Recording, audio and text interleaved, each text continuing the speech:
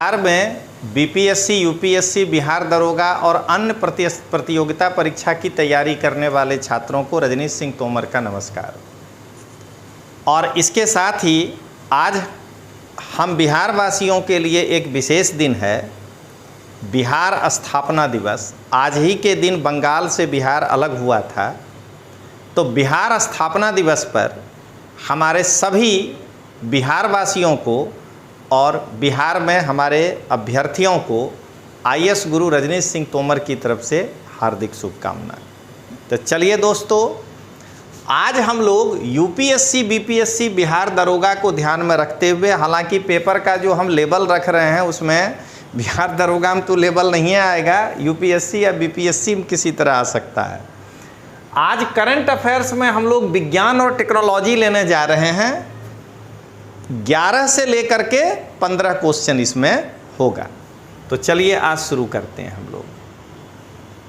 शुरू करने के पहले दोस्तों एक आपको पहले इन्फॉर्मेशन दे दें कि तोमर ग्लोबल एजुकेशन के नाम से YouTube, Facebook, Telegram channel, WhatsApp channel, Twitter और इंस्टाग्राम, एक ही नाम से सभी चैनल है। नाम है तोमर ग्लोबल एजुकेशन। अगर आप तोमर ग्लोबल एजुकेशन के यूट्यूब और फेसबुक चैनल को सब्सक्राइब करते हैं तो वहाँ आपको हमारा ये वीडियो मिलेगा जो हम अभी आपके सामने बना रहे हैं, ये पूरा। और आप अगर टेलीग्राम चैनल और व्हाट्सएप चैनल जो है करते हैं सब्सक्राइब तोमर ग्लोबल एजुकेशन का, तो वहाँ यही चीज़ का पीपीटी आपको मिलेगा जो कि आप पढ़ भी सकते हैं। और इंस्टा और ट्विटर पर भी जुड़िएगा तो कुछ ना कुछ तो इन्फॉर्मेशन मिलबे करेगा। तो मैं आज अपने सभी यूपीएससी, बीपीएससी की तैयारी करने वाले छात्रों से ये अनुरोध कर रहा हूँ कि तोमर ग्लोबल एजुकेशन के यूट्यूब से लेकर के सभी चैनल को सब्सक्राइब करिए और ज़्यादा से ज़्यादा शेयर करिए जिससे कि छात्रों का लाभ हो सके। आइए अब 11वां क्वेश्चन देखें हम लोग। निम्न कथनों पर विचार करिए। पहला स्टेटमेंट, स्पेसडेक्स मिशन का प्राथमिक लक्ष्य पृथ्वी की पोलर कक्षा में 2 अंतरिक्ष यान के लिए डॉकिंग तकनीक विकसित करना है। इस मिशन में PSLV C-60 का उपयोग किया गया था। उपर्युक्त में से कौन सा ऑब्लिक से कथन सही है? हैं A केवल 1, B केवल 2, C 1 और 2 दोनों, D ना ही 1 और ना ही 2, या ना तो 1 और ना ही 2। इसका आंसर है C। इसके दोनों ही स्टेटमेंट सही हैं। लेकिन मैं जब से आपको ये प्रश्न लेकर आया हूँ तो मैं एक ही बात कह रहा हूँ कि पहले आप ये जानिए कि ये प्रश्न क्यों तय किया गया, करंट में इसकी क्या भूमिका है। तो देखिए, 30 दिसंबर 2024 को इसरो द्वारा श्रीहरिकोटा स्थित धवन अंतरिक्ष केंद्र से स्पेस डॉकिंग एक्सपेरिमेंट मिशन का PSLV C-60 से प्रक्षेपण किया गया। दूसरा स्टेटमेंट इसी में आ गया। अब जरा देखिए आगे, चूंकि हम जानकर ये चित्र बनाते हैं, ये रखते हैं कि लड़के को पता चले। ये देखिए, जब आपको हमने कहा कि श्रीहरिकोटा के सतीश धवन अंतरिक्ष केंद्र, तो ये है श्रीहरिकोटा, चेन्नई से थोड़ा ऊपर, और ये है सतीश धवन अंतरिक्ष केंद्र, और ये है जो 2 को डॉकिंग जोड़ेंगे, स्पेसडेक्स 1 और स्पेसडेक्स 2। अब आइए आगे देखें दोस्तों।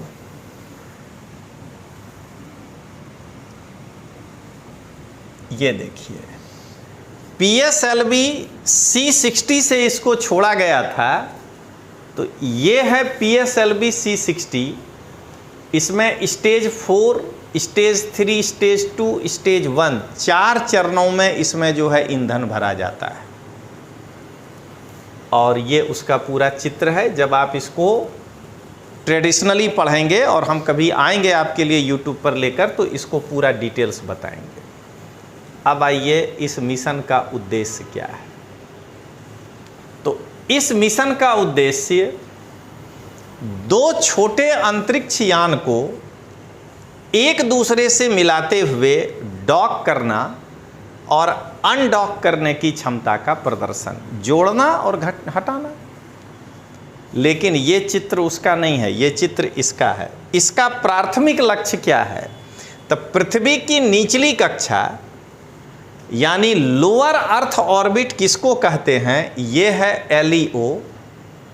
देख रहे हैं 1200 माइल की दूरी पर ये पृथ्वी से है, वो है अधिकतम दूरी। वैसे पृथ्वी से 470 किलोमीटर के दूरी पर 2 छोटे अंतरिक्ष यान को डॉकिंग करने के टेक्नोलॉजी को विकसित करना है और ये है आपका LEO, लोअर अर्थ ऑर्बिट। अब आइए आगे, कहता है अब 2 को जोड़ना है तो एक चेजर होगा, चेज करेगा उसको। तो क्या कह रहा है देखिए, ये चेजर है, इसको चेज कर रहा है। तो इसमें एक चेजर SDX-01 जिसको चेज कर रहा है वो टारगेट है, और दूसरा टारगेट SDX-2 नामक उपग्रह है, और दोनों का वजन 220 किलोग्राम है। बहुत कम है दोस्तों, हजार किलोग्राम का होता है। इसका दूसरा उद्देश्य है विद्युत शक्ति का हस्तांतरण का परीक्षण और अंतरिक्ष यान नियंत्रण प्रदर्शन। इसमें बनने वाली बिजली इधर और इसमें बनने वाली बिजली इधर, क्यों? जब जोड़ देंगे, मान लीजिए किसी एक का फेल हो जाए तो एक से दूसरे में ट्रांसफ़र कर सकें। और ये मिशन की अवधि है 2 साल। ये जो है 2 साल तक चक्कर लगाएगा LEO में। अब आइए, आज इसीलिए तो विज्ञान टेक्नोलॉजी रखे हैं कि विश्व में वो कौन कौन सा देश है जिसके पास डॉकिंग टेक्नोलॉजी है। तो ये रहा USA, अमेरिका के पास है। दूसरा ये है हमारा रसिया, ये दूसरा कंट्री है जिसके पास डॉकिंग टेक्नोलॉजी। ये है तीसरा चाइना, जिसके पास ये डॉकिंग टेक्नोलॉजी है। और हम लोग हैं चौथा, भारत, जिसके पास डॉकिंग टेक्नोलॉजी है।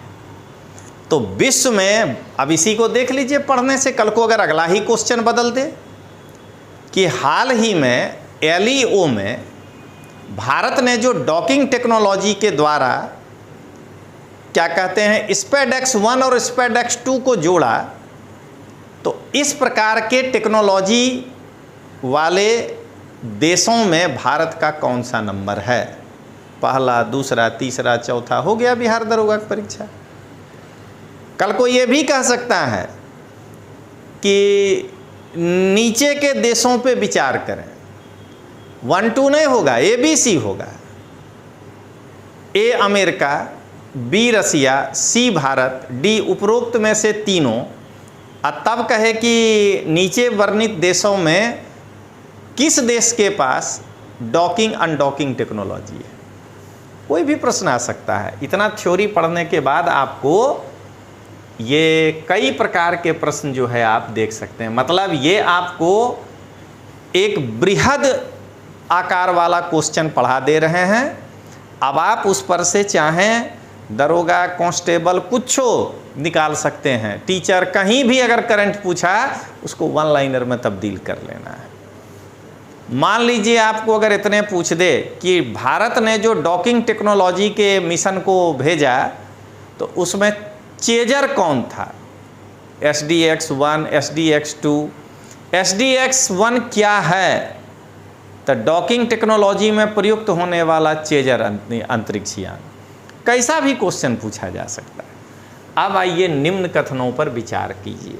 जरा करते हैं दूसरा। गगनयान को LVM-3 प्रक्षेपण यान से प्रक्षेपित किया जाएगा। भारतीय अंतरिक्ष यात्री को यूरी गागारिन कॉस्मोनेट ट्रेनिंग सेंटर में स्वास्थ्य निगरानी एवं चिकित्सकीय सहायता के लिए विशेषज्ञता प्रदान किया गया। और फ्रांसीसी अंतरिक्ष एजेंसी CNES ने अंतरिक्ष यात्रियों को माइक्रोग्रेविटी आपातकालीन स्थिति में जीवन यापन से संबंधित कौशल सिखाए हैं। अब जो UPSC का एक नया वाला प्रश्न का टेक्नोलॉजी है कि उपर्युक्त में से कितने कथन सही हैं? केवल 1, केवल 2, सभी 3, उपर्युक्त में से कोई नहीं।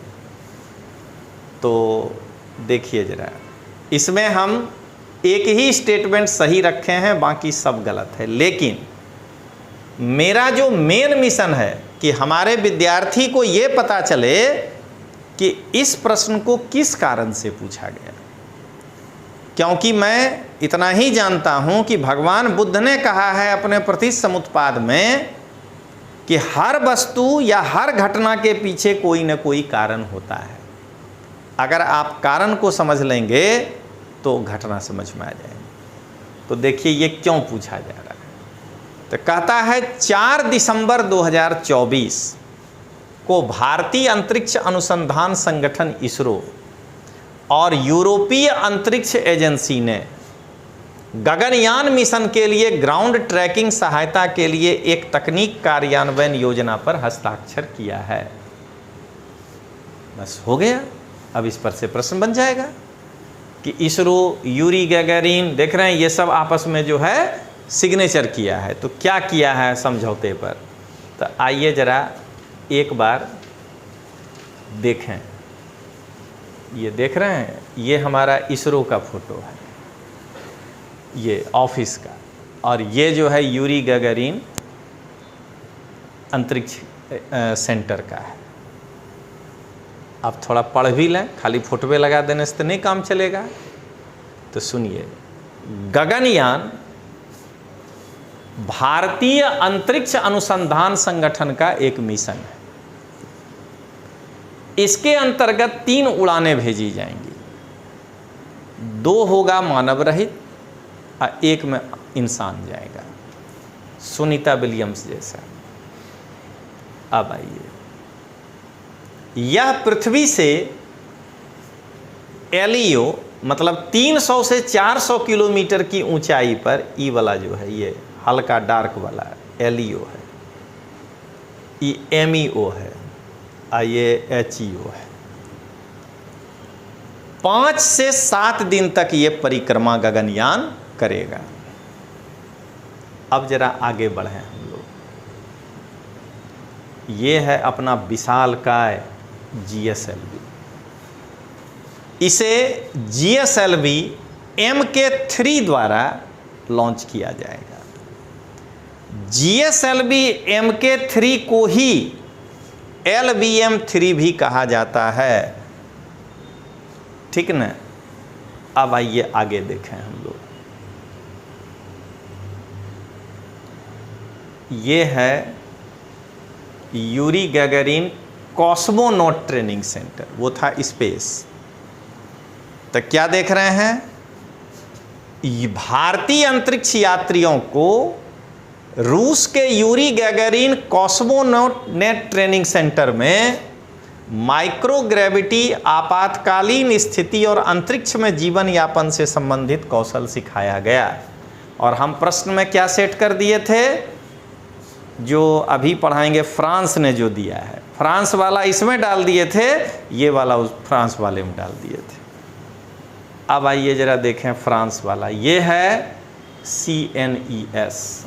ये देखिए, फ्रांसीसी अंतरिक्ष एजेंसी ने अंतरिक्ष यात्रियों के स्वास्थ्य निगरानी और चिकित्सकीय सहायता के लिए कैसे विशेषज्ञता दिया जाए वो बतलाया। अब वहाँ स्पेस में किसी को मान लीजिए कि वो सर्दी हो जाए तो उसके लिए कौन डॉक्टर से बात करिएगा, फीवर हो जाए तो वो दवा उवा सब साथ ले जाइए, उतना आपको थोड़ा बहुत डॉक्टरी खुद आ जाना चाहिए कि आप अपना इलाज कर लीजिए।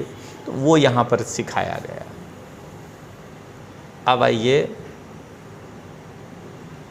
इस गगनयान में एक और मदद करने वाली एजेंसी है जापान की। देख रहे हैं ना कैसा है। जापान अंतरिक्ष एजेंसी जाक्सा ने गगनयान के लिए उन्नत सॉफ्टवेयर सिस्टम के विकास में योगदान दिया है। ये नहीं था प्रश्न में लाइन, लेकिन आपके लिए ये हम एक एक्स्ट्रा लाइन ले आए। अब आइए अगला क्वेश्चन नंबर 3। बस हम यही कहेंगे अपने बिहार के विद्यार्थियों को कि आप अपने जो है ऊपर कॉन्फिडेंस रखिए और बिहार का बेटा और आईएएस गुरु तोमर सर के ऊपर भरोसा रखिए। जब आप यूपीएससी का परीक्षा देने के लिए सेंटर पर जाएंगे मई महीने में, तो आप समझ रहे हैं कि इस गुणवत्ता का कम से कम 250-300 क्वेश्चन आप जो है देख लिए रहेंगे। वहाँ आपको क्या लगेगा, ये क्या पूछा, ये तो हम पहले से पढ़े हुए हैं। एक ही मिशन है हमारा कि बिहार में यूपीएससी, बीपीएससी या कोई भी कॉम्पिटिटिव एग्जाम की तैयारी कराने वाले छात्र को पहले सबसे ज़्यादा अड़ता है करंट, तो उसका हम जो है उनको डर दूर कर दें और इसी गुणवत्ता के साथ इतिहास, भूगोल, पर्यावरण सब उनको पढ़ा दें, जिससे कि हमारा बिहार का विद्यार्थी को कोई प्रकार का शंका शुबह नहीं रह जाए। आइए 13वां क्वेश्चन, निम्नलिखित कथनों पर विचार करिए। वाह, देख रहे हैं करंट अफेयर्स में एसर्शन रीजन का सवाल।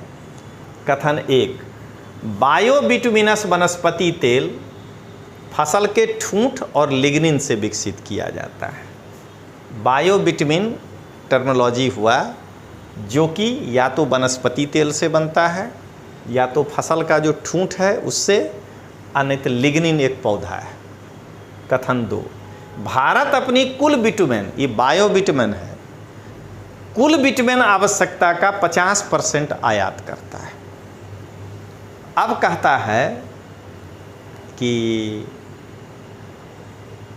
ये इसका क्वेश्चन, उपर्युक्त कथनों के बारे में निम्नलिखित में से कौन सा एक सही है। ए, कथन 1 और कथन 2 दोनों सही है। कथन 2 कथन 1 की व्याख्या करता है। बी, कथन 1 और कथन 2 दोनों सही है। कथन 2 कथन 1 की व्याख्या नहीं करता है। सी, कथन 1 सही है और कथन 2 गलत है। और डी, कथन 1 गलत है और कथन 2 सही है। तो इसका आंसर है बी, दोनों सही है लेकिन व्याख्या नहीं करता है। सबसे पहले आखिर ये बायोबिटुमेन क्यों प्रश्न सेट हुआ करंट में, तो उसके लिए जिम्मेदार कारक हैं हमारे नितिन गडकरी जी। अच्छा हम समझिएगा कि कुछ अच्छा काम किए तबे ना आपके लिए प्रश्न बना। ये रोडें नहीं बनाते तो क्या प्रश्न होता। आप जरा सोचिएगा, हाल ही में केंद्रीय सड़क परिवहन और राजमार्ग मंत्री नितिन गडकरी ने नागपुर में नागपुर मानसा बाईपास पर भारत के पहले बायोबिटुमेन आधारित सड़क का निर्माण किया। यानी मानसा नागपुर बाईपास में जो यूज किया गया वो है बायोबिटुमेन। अब हम बिहार के लड़के एक समझाते हैं, घबराइएगा नहीं। अरे अलकतरा, जिसको कि अपने गुजरात में डामर बोलता है, वो है बिटुमेन। तो यहाँ पर ये अलकतरा कोयला से नहीं निकालना है, बायो यानी कि कोई पौधा से बनाना है। आप बोलिए कितना आसान हो गया आपके लिए ये क्वेश्चन। तो इसीलिए अपने भाषा पे गर्व करिए और अपने भाषा में जो है इसको समझिए। देखिए तो जरा, इस बायोबिटुमेन का विकास लिग्निन से किया जाता है, लेकिन ये अलकतरवा जो है, जो ड्रम का ड्रम रोड के किनारे है, बायो ने ये है, यही है, ये किससे बनता है। तब बिटुमेन कच्चे तेल से उत्पादित हाइड्रोकार्बन का एक काला चिपचिपा मिश्रण है। इसमें हथवा डाल के देखिए ना, भी देखिए लगने लगा ऐसा है कि हो गया है। तो ये जो है एक चिपचिपा मिश्रण है। ये देखिए, ये रोड जो है बायोबिटुमेन से बना है। तो सड़क निर्माण में इसका प्रयोग एक बाइंडर के रूप में होता है। बाइंडर का मतलब हुआ कि जो आप सड़क पे छोटा छोटा गिट्टी बिहारी भाषा में गिट्टी या पत्थर को जो है कैसे जोड़िएगा। तब पहले क्या होता था, रोडवे के किनारे चूल्हा बनाते थे, उस चूल्हा में लकड़ी में आग लगाते थे, लकड़ी में अलकतरा को खदकाते थे, उसमें डालते थे क्या कहते हैं पत्थरवा, उसको ऐसे ऐसे घुमाते थे और तब ले जा कर के फेंकते थे रोड पे। अब हॉट मिक्सिंग प्लांट, तो ये बाइंडर यानी बांधने का काम कर रहा है, यानी जैसे दो ईंटा को जोड़ने में सीमेंट का काम है, वैसे पत्थर को आपस में जोड़ने में बिटुमिन का जरूरत है। तो यही है। अब सुनिए, भारत अपनी कुल बिटुमिन आवश्यकता का लगभग 50% आयात करता है। अब आइए, बायो बिटुमिन क्या है। बायो बिटुमिन एक जैव आधारित बाइंडर है, ये भी बाइंडर है, जो वनस्पति तेल, फसल के ठूंठ, शैवाल, लिग्निन से प्राप्त होता है। और हम बायो बिटुमिन क्यों यूज करें, तो बायो बिटुमिन पेट्रोल आधारित जो अलकतरा है, बायो बिटुमिन नहीं, बायो अलकतरा ऐसे समझिए, पेट्रोल आधारित जो अलकतरा है उससे ग्रीन हाउस गैस का कम उत्सर्जन करता है, इसलिए हम यूज कर रहे हैं। अब आइए 14 नंबर क्वेश्चन के पहले एक बार हम फिर आपको ये दोहरा दें कि तोमर ग्लोबल एजुकेशन के नाम से YouTube, Facebook, Twitter, Instagram, Telegram channel और व्हाट्सएप चैनल अवेलेबल है। बस बिहार के विद्यार्थियों से मेरी यही गुजारिश है कि आप पहले तो खुद तोमर ग्लोबल एजुकेशन के यूट्यूब और फेसबुक चैनल को जो है सब्सक्राइब करिए या फॉलो करिए फेसबुक में, तो आपको रोज़ ऐसा अच्छा वीडियो पढ़ने वाला मिल जाएगा। आप इसके Telegram channel, Tomar global education के टेलीग्राम चैनल और व्हाट्सएप चैनल को ज्वाइन करिए, आपको जो है मिल जाएगा पीपीटी, यही चीज़ पढ़ने के लिए। और इंस्टा और फिर एक्स पर आइए। अगर आपको कंपटीशन से रिलेटेड किसी प्रकार का कोई समस्या है, अगर आप हमसे कोई सलाह मशवरा लेना चाहते हैं, तो ये मोबाइल नंबर है हमारा 9427253077। आप इस पर व्हाट्सएप भी कर सकते हैं और आप हमसे फ़ोन पे भी संपर्क कर सकते हैं। अब आइए, निम्न कथनों पर विचार कीजिए। हाइड्रोथर्मल वेंट सक्रिय ज्वालामुखी क्षेत्रों या टेक्टोनिक प्लेटों के बीच स्थित होते हैं। दूसरा, डीप ओशन मिशन जल शक्ति मंत्रालय द्वारा प्रारंभ किया गया एक पहल है। उपर्युक्त में से कौन सा ऑब्लिक से कथन सही है, ऑब्लिक हैं? ए केवल एक, बी केवल दो, सी एक और दो दोनों, डी ना तो एक और ना ही दो। अब आइए, सबसे पहले तो यही है कि ये प्रश्न क्यों पूछा जाए। तो देखिए व्याख्या। हाल ही में राष्ट्रीय महासागर प्रौद्योगिकी संस्थान NIOT और राष्ट्रीय ध्रुवीय एवं महासागर अनुसंधान केंद्र NCPOR के द्वारा एक सक्रिय हाइड्रोथर्मल वेंट का फोटो प्राप्त हुआ है, छवि प्राप्त हुआ है। ये देखिए, जो दो संस्थान का नाम लिए वो यहाँ है। ये है हमारा, देख ही रहे हैं, अटल द्वीपीय समुद्र विज्ञान एवं प्रौद्योगिकी केंद्र, और ये है हमारा national centre polar and ocean research. अब आइए हाइड्रोथर्मल वेंट के बारे में जानें। देखिए, जो छवि प्राप्त हुआ है वो ये है।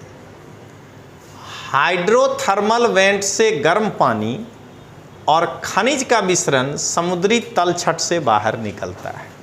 ऐसे गर्म पानी और खनिज।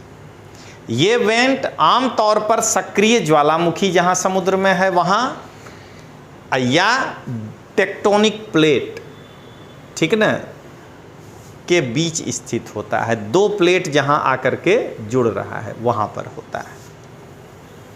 अब आइए देखिए आगे, इससे निकलने वाले कुछ खनिज प्रमुख हैं। हमारे काम का नहीं है तो क्यों पढ़ेंगे, कुछ तो फायदा मिलेगा। तो इससे बेरिलियम, कैल्शियम, सिलिकॉन ये अवेलेबल है।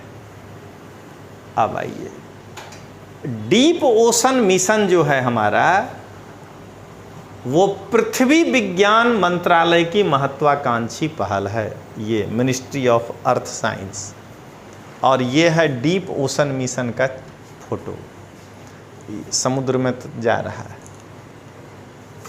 जिसका उद्देश्य महासागरों की गहराई में स्थित संसाधनों का पता लगाना और उनका उपयोग बढ़ाना। डीप ओशन मिशन, अंदर जाकर के डीप समुद्र में क्या संसाधन है उसको जाने और उसका हम उपयोग कैसे करेंगे उसके लिए। लेकिन ये मिनिस्ट्री ऑफ अर्थ साइंस के अधीन है। अब आइए क्वेश्चन नंबर 15। भारत में, एक आध आसान भी सवाल ABCD का रहेगा। तो भारत में प्रथम मधुमेह बायो बैंक, डायबिटीज वाला, स्थापना निम्न में से किसके सहयोग से स्थापित किया गया? ए, भारतीय चिकित्सा अनुसंधान परिषद और कोलकाता मधुमेह अनुसंधान फाउंडेशन। बी, भारतीय चिकित्सा अनुसंधान परिषद और लखनऊ मधुमेह अनुसंधान फाउंडेशन। सी, भारतीय चिकित्सा अनुसंधान परिषद और मुंबई मधुमेह अनुसंधान परिषद। डी, भारतीय चिकित्सा अनुसंधान परिषद और मद्रास मधुमेह फाउंडेशन। इसका मन है कि ई तो है ही भारतीय चिकित्सा संस्थान, अब इसमें भी मधुमेह अनुसंधान फाउंडेशन तो है ही, कौन वाला? तो डी है मद्रास वाला। तो चलिए अब इसको जरा देखें। ये भारत में प्रथम मधुमेह बायो बैंक की स्थापना निम्न संस्थान के सहयोग से किया गया है। भारतीय चिकित्सा अनुसंधान परिषद पहला, और दूसरा यही है मद्रास मधुमेह अनुसंधान फाउंडेशन। ये उनके हेड फाउंडर हैं, उनके द्वारा, ठीक है, डॉक्टर वी मोहन जो कि इसके फाउंडर हैं।